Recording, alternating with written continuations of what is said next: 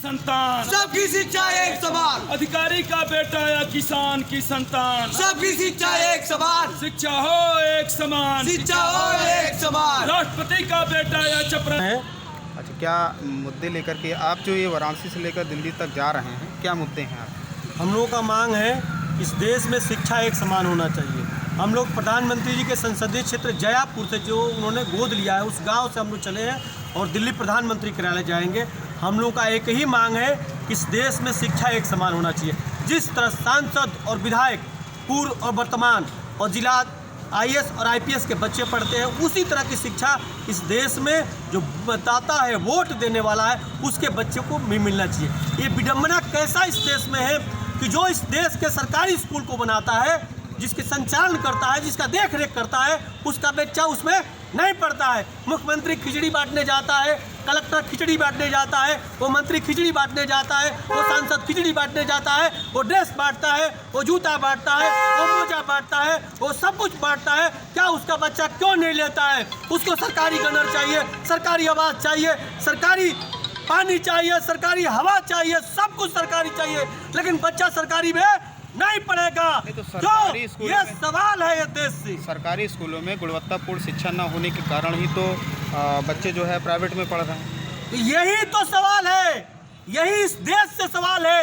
ये भगत सिंह का देश में, चंद्रशेखर आजाद, अशफाक उल्लाह खां के देश में ये काले अंग्रेज इस तरह के काम क्यों कर रहे हैं? अंग्रेजों के जाने के बाद इस देश में अधिकारी और नेता ये दोनों काले अंग्रेज हैं। आज उनके साथ दे रहे हैं बड़े लेवल के पत्रकार। ये जो आपने अपने बैनर में फ़ोटो लगाई है, एक तरफ मोदी जी की भी है और दूसरी तरफ विपक्ष की भी फ़ोटो, इसका क्या तात्पर्य है? इसका तात्पर्य यही है कि मोदी जी इस देश के प्रधानमंत्री जी हैं और कहते हैं कि इस देश को मैं विश्व गुरु बनाऊंगा।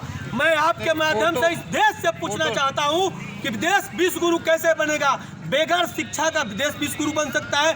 उन्होंने शिक्षा पर क्या काम किया है? इस देश से सवाल और आपसे सवाल। और जो विपक्ष में है, जो प्रधानमंत्री मुख्यमंत्री बनना चाहते हैं, उनसे भी ये सवाल है कि आज मोदी जी हैं, कल आप पाओगे तो आप भी शिक्षा के नाम नहीं ले रहे हो, क्योंकि ये चोर मौसियर है भाई। ये भी नहीं चाह रहे हैं कि गरीब मजदूर का बच्चा पढ़े, ये भी नहीं चाह रहे हैं कि गरीब मजदूर का बच्चा पढ़े। अगर गरीब मजदूर का बच्चा पढ़ लिख जाएगा तो इनका सत्ता इनसे खत्म हो जाएगी, सवाल करने लगेगी। कभी भाजपा वालों से करेगी, कभी विपक्ष जो ये सत्ता में विपक्ष आएगा तो सवाल इससे करेगी। इसलिए ये जनता को दोनों गुमराह करके रखे हैं। इस देश के नेता और अधिकारी इस देश को गुलाम बना के रखे हैं।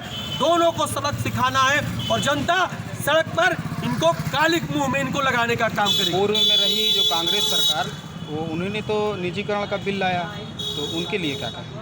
आप हमको पहले शिक्षा दीजिए ना। जब तक शिक्षा नहीं देंगे तो गधा के सामने आप कुछ भी करिए, उसको 10 ईंटा ला दिए चाहे 50 ईंटा ला दिए, उसको खाना दीजिए और ना दीजिए। जब तक हमारे साथी आपके माध्यम से इस देश से कहना चाहूँगा, जब तक हर आदमी शिक्षित नहीं होगा तो नेताओं से सवाल नहीं कर। दोनों एक ही है। 70 बरस से तो मोदी जी नहीं है ना, 7 साल से ही मोदी जी है। 70 इसके पहले और सरकारें रही है। ये नहीं है कि सिर्फ मोदी जी को मैं दोष दे रहा हूँ और एक दिन में शिक्षा समान हो जाएगा।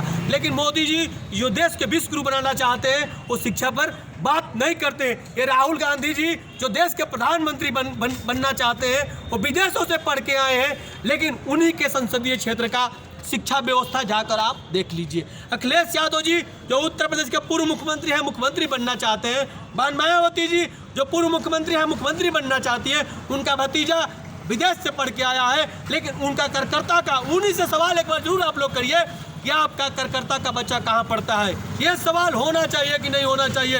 अगर नहीं होना चाहिए तो हम अपना आंदोलन यहीं बंद करके अपने घर को चला जाऊंगा। लेकिन मैं आपके माध्यम से इस देश से कहना चाहूँगा कि बेकार शिक्षा का कुछ नहीं हो सकता है। अगर देखा